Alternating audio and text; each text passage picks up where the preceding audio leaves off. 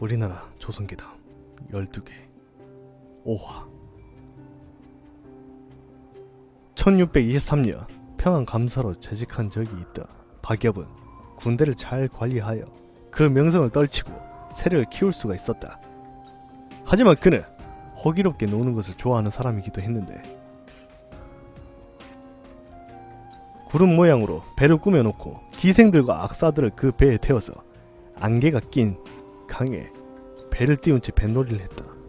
그렇게 해서 물 위를 떠다니면서 노는데 마치 구름을 타고 다니는 신선히 노는 듯한 흥취를 즐겼다. 박엽은 또한 평양성 성벽 위에 환하게 횃불을 박혀서 밤에도 성벽이 나처럼 밝게 빛을 뿜도록 장식을 해서 그 아름다움을 즐기기도 했다. 박엽은 한편 새롭게 70간 규모의 극장 같은 것을 지어서 평안도 내에 노래를 잘하는 가수 100여 명을 모아놓고 그 안에서 밤새 노래를 듣고 춤을 보며 즐겼으며 여러가지 음란한 놀이를 하며 놀았다. 그런데 그러던 중 박엽은 한 외국인 주술사에게 사람 1만을 죽여야 살 것이오. 그렇지 않으면 너는 죽을 것이다. 라는 말을 듣게 된다. 그 외국인은 점을 잘 치는 것으로 매우 이름이 높은 자였으므로 박엽은 겁에 질려 떨게 되었고 마침내 자신의 목숨을 살릴 운명이로 가기 위해 부하들과 주민들을 하나둘 처형하기 시작했다. 박엽은 1만 명을 죽인다는 목표로 사소한 잘못을 한 사람들도 모두 사형을 시켰는데 애초에 엄한 벌을 내려서 군대를 다스린 사람들이 만큼 군인들이 사소한 죄로 사형을 시켰고 나중에는 자신이 놀고 즐기기 위한 비용을 효달하기 위해 세금을 거둘 때 세금을 바치는 데 불만을 품은 사람들을 사형시키기 시작했다. 박엽은 닥치는 대로 사람들을 사형시키고 다녀서 점차 평안도 주민들의 원망을 사게 되었다. 마침 조정에서는 김자점이 정권을 틀어지면서 반대 세력들을 처단하려고 하고 있었으므로 김자점의 반대파였던 박엽은 혹독한 형벌 집행을 문제 삼기 시작했다. 결국 김자점은 박엽을 사형시키도록 하였다.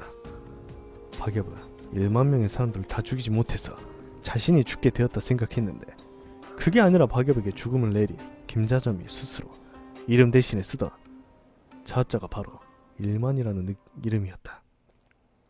이 이야기는 청성잡기에 소개되어 있는데 적발규의 이야기와 구조와 같다고 소개하고 있다. 박엽에 관한 내용 자체는 반대파가 박엽의 죄상에 대해 과장한 측면이 있는 것으로 보인다. 좀 더 앞선 시대의 이야기로는 역시 광평대군의 이야기가 가장 유명하다. 세종대왕은 5번째 아들인 광평대군의 운명에 대해 신분을 숨기고 점을 보게 되었다. 점쟁이는 점을 치는 대상이 광평대군이라는 것을 전혀 모르는 상태로 점을 쳤는데 그 결과 이 사람은 젊은 나이에 못 먹어서 굶어 죽을 운명이라고 예언을 했다. 세종대왕은 얼토당토 않은 예언이라고 생각했다. 세종대왕은 임금의 아들이 어찌 굶어 죽겠는가 라고 하면서 역시 점을 치는 것은 미신일 뿐이라고 웃었다. 하지만 그래도 만약 대비를 해서 광평대군에게 사고 팔 수 없이 영원히 유지되는 땅에 대한 권리를 내려서 결코 먹을 것이 부족하지 않도록 제도를 마련해 주었다.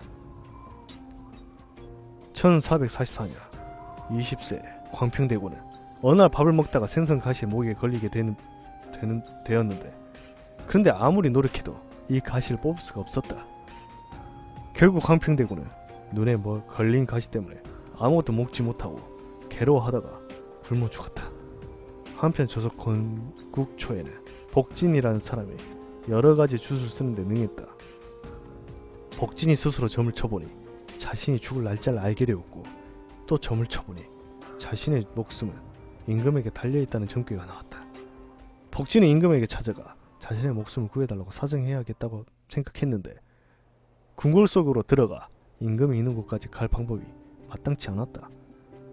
복진은 둔갑술을 여러가지로 연구를 하고 연습을 해서 마침내 몸을 숨기고 궁궐 속으로 들어갈 수 있는 방법을 공안해냈다. 복진은 열심히 몸을 숨기는 방법을 연습해 자신이 죽을 날짜가 다가와서야 겨우 몰래 궁궐 속으로 숨어 들어갈 수 있게 되었다. 복진은 몰래 임금 앞에 나타났다. 그리고 임금에게 목숨이 달려있음을 말하고 도움을 구하려고 했다. 그런데 임금은 복진을 보자 깜짝 놀라더니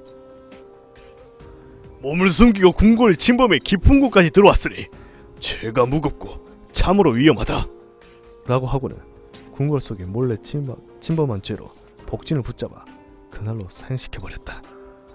원본 출전 용재총화.